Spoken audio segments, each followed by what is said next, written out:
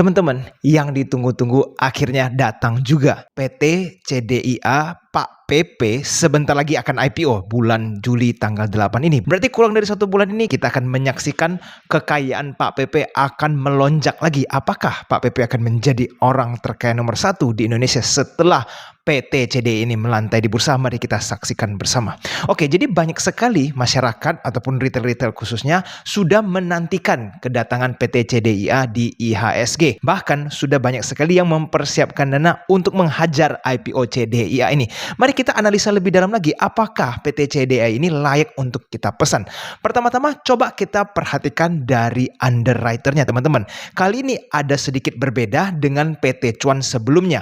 Kalau kita perhatikan PT Cuan pada sebelumnya, itu underwriternya hanya ada 2, yaitu Henan Putirai dan juga OD BRI Dana Reksa. Nah, tetapi kali ini pada saat PT CDIA ini kepingin IPO, underwriternya ini cukup banyak nih. Artinya marketing salesnya atau marketing agentnya lebih banyak lagi. Dan kemungkinan retail akan lebih banyak yang mengikuti IPO kali ini. Ditambah lagi teman-teman, banyak retail itu yang sebelumnya melihat kinerja Cuan yang seperti ini naik ribuan %, pasti kepingin nih ngerasain hal yang sama di PT CDIA. Bahkan teman-teman kalau perhatikan di IHSG, pada saat PT CDIA menginformasikan mereka akan IPO, IHSG pada saat trading bursa mengalami penurunan. Nah, banyak yang berspekulasi bahwa big investor itu melakukan profit taking agar mereka bisa mengikut hajar saham yang satu ini. Coba kita perhatikan lebih detail lagi teman-teman. What do we expect dari CDIA ini? Apa jangan-jangan karena saking banyaknya yang order, bahkan teman-teman semua hanya akan mendapat serpihan lot dari PT CDIA ini. Jadi kalau untuk urusan PT CDIA kita tidak akan muluk-muluk analisa valuasi fundamentalnya, karena kita tahu saham Pak PP tidak mengikuti fundamental law. Mereka bisa menjual di bursa dengan PBV yang setinggi-tingginya. Jadi teman-teman kita analisa bukan dari sudut pandang fundamental ya. Sekarang kita lihat dari sisi ekspektasi, berapa lot sih yang kemungkinan kita dapatkan di PT CDIA yang satu ini. Coba teman-teman perhatikan. Pertama, jika ini terjadi oversubscribe sebesar 2,5 sampai 10 kali lipat, maka jumlah saham untuk pooling allotment ini akan dinaikkan menjadi 5% dari keseluruhan jumlah emisi. Nah, kalau seumpamanya sekarang terjadi oversubscribe mencapai 10 sampai 25 kali lipat, maka persentase mereka akan dinaikin menjadi 7,5%. Lalu teman-teman, kalau seumpamanya ternyata oversubscribe mencapai 25 kali. Luar biasa sekali ya teman-teman. Bayangin mereka ingin raise 2 triliun lebih. Jika PT CDIA ini oversubscribe mencapai 25 kali lipat. Artinya dari dana 2 triliunan ini yang akan di raise dari IPO, oversubscribe menjadi 50 lebih triliun. Nah, apa yang akan terjadi? Maka mereka akan memberikan retail minimal 12,5%. Kalau seumpamanya sampai titik ini CDIA masih mengalami melampaui dari ketersediaan saham, maka yang akan terjadi teman-teman, kemungkinan retail hanya akan mendapatkan 10 lot. Jadi kalau harga PT CDIA di 190, maka teman-teman hanya akan mendapat penjataan 190.000. Nah, sekarang pertanyaan adalah teman-teman sudah menyiapkan berapa banyak dana nih? Jangan sampai teman-teman siapkan uang ratusan M sekali dapat penjataan sisa 190.000 karena saking overhype-nya saham yang satu ini. Nah, kalau kita lihat dari kondisi seperti ini, begitu banyak hype yang sudah di build up, retail-retail sudah siap FOMO menghajar saham yang satu ini, tidak menutup kemungkinan bahwa oversubscribe bisa melampaui 25 kali lipat. Teman-teman, mungkin dengan fakta seperti ini, ada sebagian dari teman-teman yang akan mulai lesu ya. Artinya apa? Daripada saya ambil siap banyak-banyak cash, hajar sebanyak-banyaknya, mending saya masukin uang 1 juta, toh dapatnya juga sama 190.000. Nah, tapi ingat teman-teman, itu hanya akan terjadi jika oversubscribe itu sudah over melampaui dari batas ketentuan. Nah, kalau banyak sekali retail-retail yang berpikir malas pesan banyak-banyak, toh akhirnya akan dapat cuma 190.000. Yang terjadi apa? Maka permintaan akan mengecil, oversubscribe-nya akan menipis, maka investor yang tersisa memesan dengan banyak justru akan mendapatkan porsi yang besar. Jadi teman-teman, kalau kita dari sisi kacamata retail, paling masuk akal ya kita pesan sebanyak sebanyak-banyaknya. Kalaupun memang ujung-ujungnya mendapat 190.000 doang penjatahan, apa boleh buat, daripada teman-teman males beli 190.000 doang ya, masuk ke IPO pesan 10 lot, ternyata nanti orang-orang yang pesan banyak dapatnya sampai 2-3%. Nah kan sayang. Nah ini menurut saya. Jadi kalau teman-teman seorang retail yang ingin memaksimalkan profit, ya pesan sebanyak-banyak cash yang Anda miliki.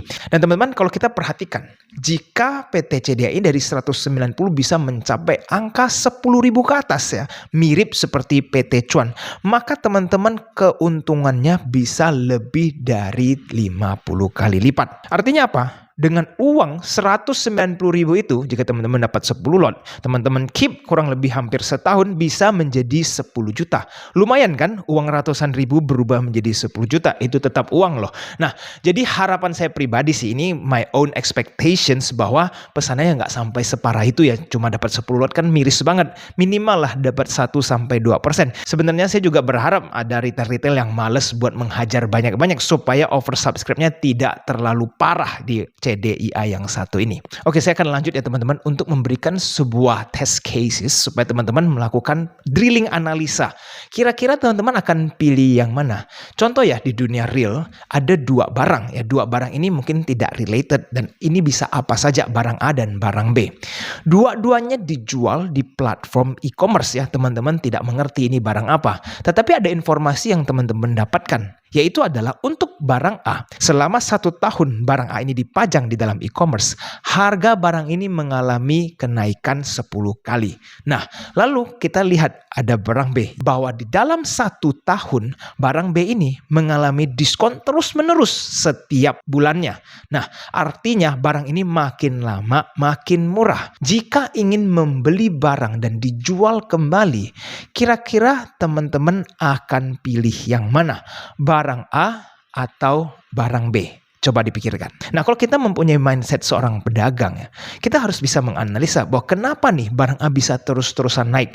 Apakah barangnya semakin langka atau karena demandnya semakin banyak sehingga mereka harganya terus-terusan naik.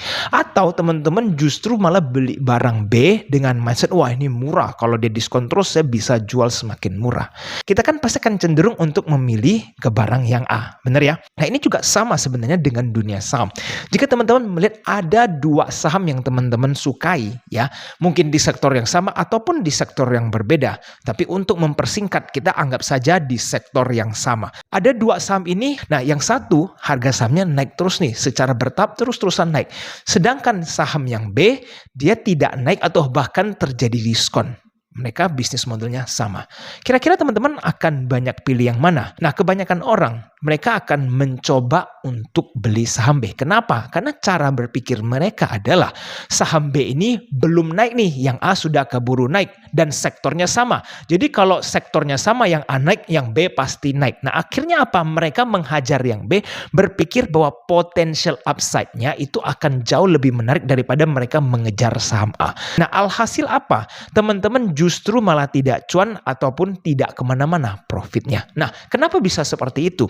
Karena logikanya begini teman-teman, kalau sampai saham A bisa naik, berarti ada yang membeli dan yang jual itu sedikit, makanya sahamnya bergerak ke atas. Kalau yang jualan banyak, yang beli banyak, maka sahamnya nggak kemana-mana. Tapi kalau jualannya justru yang semakin banyak, yang beli nggak ada, harga sahamnya kan turun. Itu kan basic pasar modal.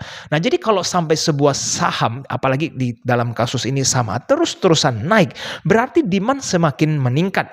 Dan kalau bisa demand semakin meningkat, bisa saja big player melihat sebuah value yang tidak kita lihat pada saham A ini, makanya sahamnya terus-terusan naik. Sedangkan saham B di sektor yang sama tidak menarik, makanya nggak ada yang beli. Jangan sampai teman-teman kejebak mikirnya nggak naik, lalu teman-teman hajar saham B, akhirnya malah makin rugi atau sahamnya tidak bergerak kemana-mana. Mungkin teman-teman akan ada yang bertanya, kok bukankah itu FOMO? Kenapa kita mengejar saham yang justru lagi naik ke atas? Saya akan memberitahu apa bedanya FOMO dan tidak teman-teman. Kalau teman-teman yang sudah masuk ke kategori FOMO, teman-teman tidak tidak analisa lagi, tidak mengerti kenapa saham itu naik, tapi teman-teman hanya ingin membeli saham itu karena saham itu harganya semakin tinggi.